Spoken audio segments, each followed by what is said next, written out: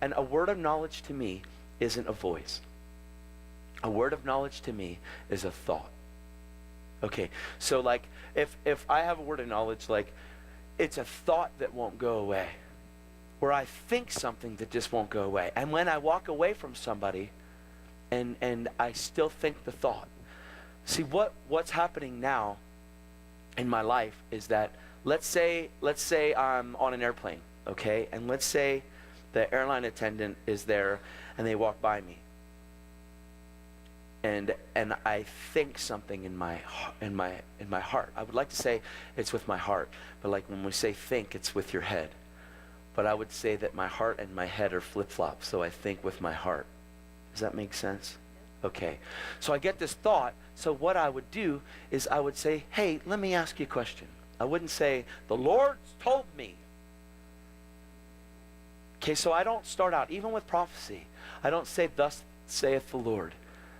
I say, this is what I'm thinking in my heart. That's what I'll say. This is what I'm feeling in my heart. And then I bring it. So I'm not like, I don't know. That's just me, and I just want to just share that. So I'll say, this is what I'm thinking in my heart, and I'll share it. And they'll say, wow, wow. Or they'll say, well, and they say that, well, and then it'll just grow. But like, let's say it's an airline attendant, and they walk by me, or with the water cart, because I'm on airplanes a lot. And I hear in my heart that they have something going on with their neck. I'll just tap them and say, hey, and they'll lean down, and I'm not going to shout at them. I just say, hey, I'm feeling in my heart that you have a problem with your neck, that it always gives you trouble. And this is what they say. This is what the response. Why, do you see that? Am I moving a certain way? Like, because some people are like, because they're freaked out, but everybody wants to know that there's more than what we're living in. Okay, that's why Harry Potter is so powerful. That's why people are pressing into the David Blaine, not so much right now, but Chris Angel and all that stuff, because it's something more than what we have. There's got to be more than what we're in, right? And so when you say that, they're thinking all that stuff. Chris Angel, this, that. They watch the psychic thing. They watch the whole Twilight series and all this crazy stuff, man. So the world is like primed and ready, man. They really are. And it's just awesome.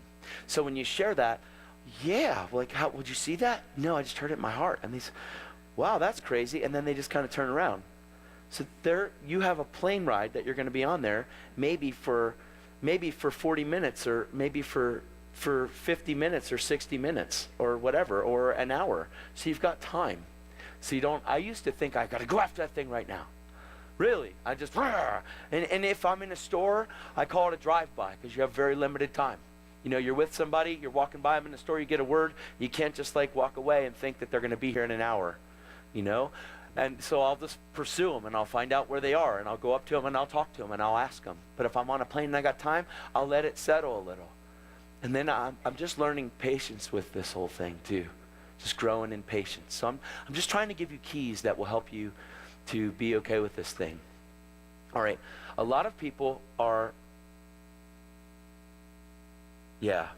just don't struggle with the whole wait on God thing if you have time and especially at your workplace.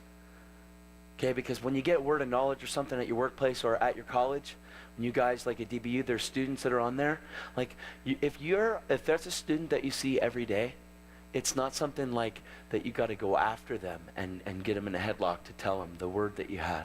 They're not going anywhere, right? So you can share it, and you can share it in bits and pieces instead of like going after this thing. And I'm learning to wait on Him a little bit. And I'm at a season in my life where I want to grow in Him with everything. And love is patient. Okay? Because the first thing that love is patient. So if you have a problem with patience, it's because you have a problem with love. Right? So if you say, oh my gosh, patience is really hard for me, that just means love's really hard for you. But if you grow in love, patience is an automatic. It's just a default that's in love. It's the first one. Because love is patient. Love is kind. Right? Love is not easily provoked. Love is amazing. You can change the world with that thing. the most amazing thing in the gospel is love.